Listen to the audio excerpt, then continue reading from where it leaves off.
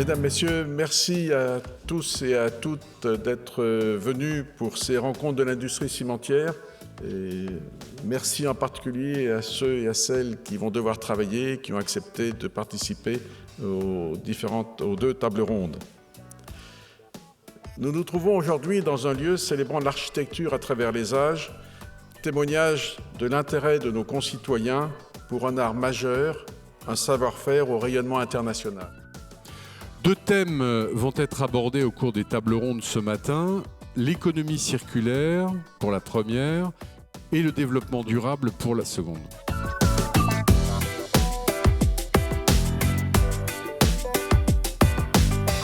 On m'a demandé de résumer l'économie circulaire en un mot. J'avais 2 mots, donc il fallait en trouver un seul, donc c'est ressources.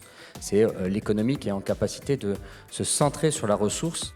La population a beaucoup augmenté, donc ce qui fait qu'en taux de consommation par habitant, le taux a chuté de façon beaucoup plus importante que les 15% que je cite.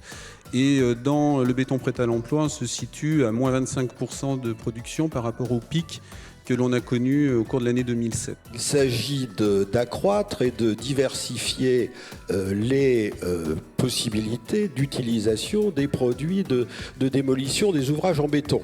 Pour ces premiers chantiers de déconstruction, nous avons fixé un objectif de recyclage des matériaux, et notamment des bétons non pollués, à hauteur, en l'occurrence, de 95%, ce qui paraît aujourd'hui complètement normal, compte tenu de tous les progrès qui ont été réalisés.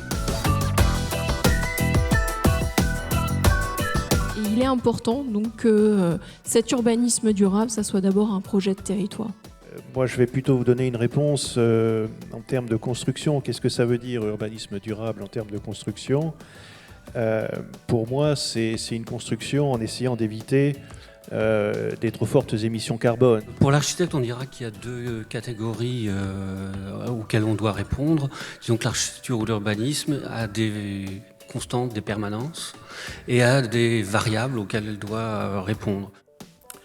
Mieux vivre, mieux circuler, mieux protéger la planète, le béton intervient à tous les niveaux dans la définition des territoires et de notre quotidien.